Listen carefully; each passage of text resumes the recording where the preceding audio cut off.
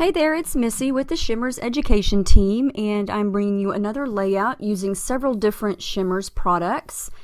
I've started a little bit of work here already. I'm going to be scrapping these three cute pictures of my daughter, and I printed them in black and white because I'm going to be using a lot of color on the background.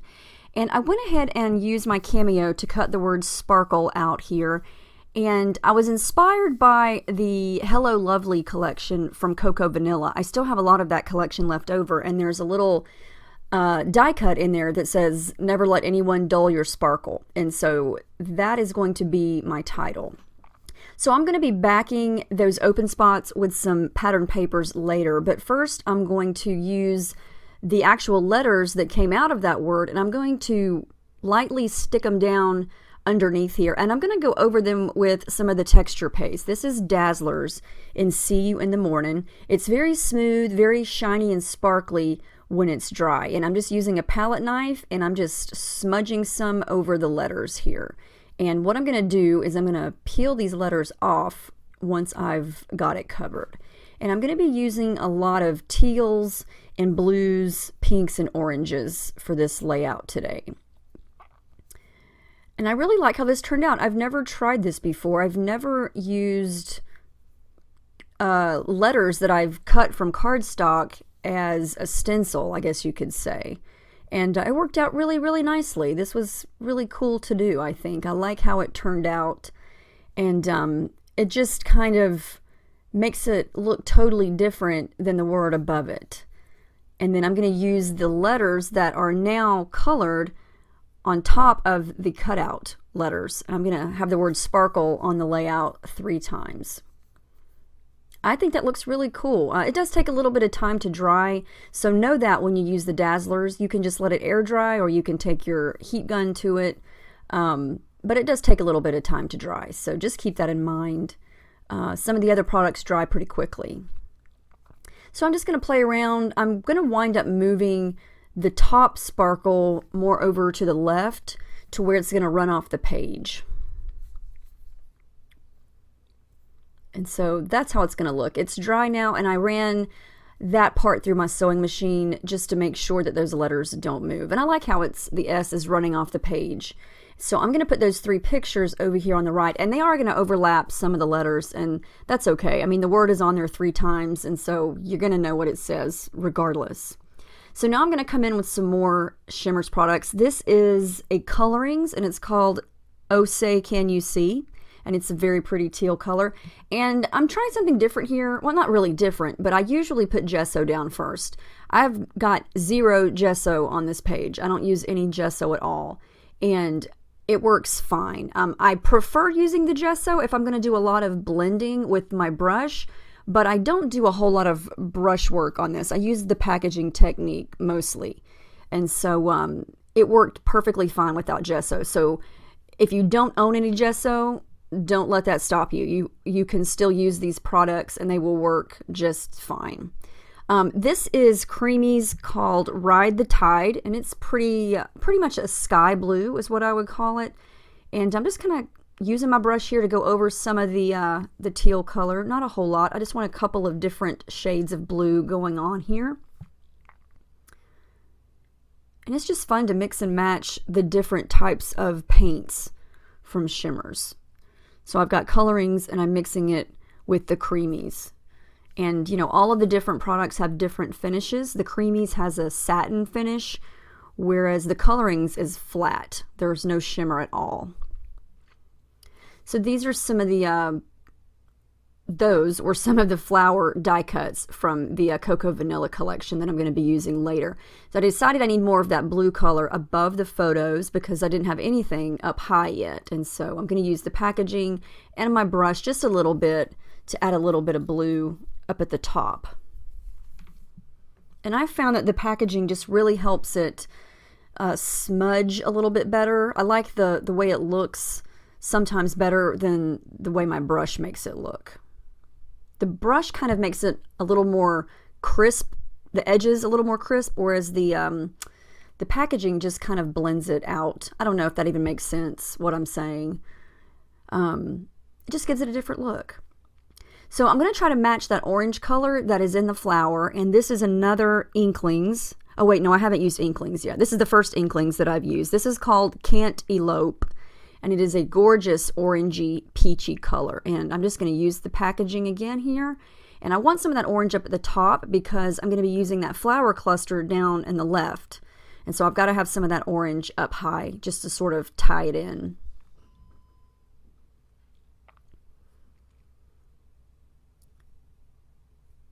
And I want the flowers kind of peeking out from underneath the pictures, and that's why I keep playing around with it. I want to see where the mixed media is and where you can see it once you put the pictures down and when you put the flowers and the embellishments in. I want to make sure that all this mixed media work that I'm doing is not covered up. Because, you know, if you do all this work and then you cover it up, it's like, did you even really do it? You know what I mean? It's a shame to do all this and then cover it all up completely. So that's why I'm kind of bringing the pictures back and forth to make sure that you can still see all of the paint. So I know it gets repetitive, but that's just part of my process, and that's how I make sure that you can still see all the beautiful paint in the background. So I've got plenty of pink already with the embellishments, so I don't need any pink paint yet. I'm going to come in with some tissue paper. I'm going to do a little bit of backing here behind the pictures, and this is just going to give a little bit of texture and a little bit more of a white border around the pictures. Just make them stand out just a little bit more, but it's not a huge thing. It's going to make it stand out. That's what I like about the tissue paper, is it's very subtle, yet it still gives it this really fun detail. Okay, so now I'm going to back the open sparkle, and I'm just going to use several of the pattern papers from this Cocoa Vanilla collection, and I'm just going to, this is not a hard process at all. You just cut some paper, squirt down some glue, and stick the paper down, flip it over, and there you go. It doesn't get any easier than that. This is one of my favorite collections from Cocoa Vanilla. It's not one of their newest ones. I've had it for a while, and I've only used it once or twice. I've been hoarding it because it's so pretty. So I finally decided to jump back into it and use a little bit more of it. And I really, really love the colors in it. It's very pretty. And I know I've said this on many of my videos before, but backing open spots of die cuts like this is a great way to get lots of pattern and lots of different colors on your paper or on your page without it being so busy and overwhelming, because it seems like a lot of collections these days have really busy patterns, and they're really, really pretty and cute, but you know, too much of it is just overkill. So backing a die cut like this, or an open cut file spot like this sparkle word, you know, I've got, how many letters are there? 7? I've got 7 different pattern papers, yet they're in small doses, and so it's just a little bit. But I like the way that looks, and I love doing that with cut files. And that's just, I think, the Impact font in my Silhouette Cameo. It's one of the basic fonts. So that's some pink thread from my stash that I'm going to add in to the left and the right there. I'm going to cut that little flower in half. I'm going to wind up using both pieces. I love that it's black and white. And you could even use your Shimmerz products to color that in and make it any color that you want. And if you use a water brush or a tiny brush, it's very easy to paint in tiny things like that. So now I'm going to add in a little bit of detail around the pictures. There's lots of fun stickers and ephemera in this collection, and I've already used this orange little banner sticker, but I love the color, so I'm going to cut around the edges of it, and I'm going to use this leftover piece just for another little pop of orange right here in between these pictures. It's hard to tell that it's orange, but it's that really cute peach orange color.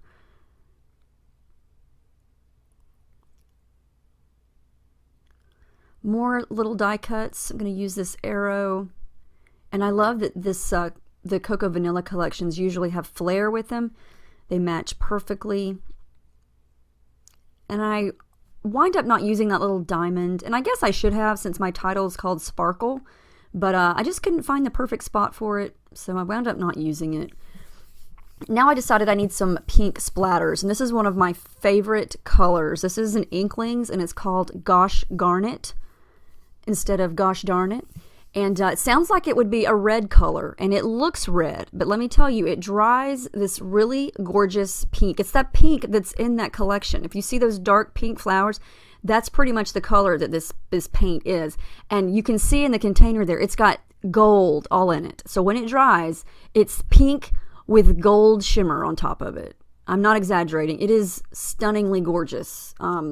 So don't let the garnet part fool you, because it is a gorgeous pink color. And the gold powder mixed in with it, just, it's so pretty and so shimmery. And remember, the Inklings have that extra shimmer in them. So this is a fabulous sticker, a couple of heart stickers and little die cut hearts. And I just love how they look layered up down there at the bottom. And so that's what's going to go down there. And I'm going to add my journaling down in that area as well later on. So it's hard for me to decide which ephemera to use or which die cuts to use on this, because everything's so cute. Everything matches so perfectly. Now I do use this flare button, and it's from the Cocoa Vanilla set, and it does have a diamond on it. It says Shine Bright, and so I thought, okay, I have to use that one because of my title. And this is some blue thread from my stash. I do this pretty much every time I use a flare button. Now this flare button is, it's white, and so it doesn't stand out that much. So I do want to put it inside of a little nest of blue thread so it does stand out a little bit more. It gives it sort of a border of color, and it just kind of makes it a little more visible, because I think if it would just be itself with the white, it would kind of blend in with the background and it wouldn't stand out as much.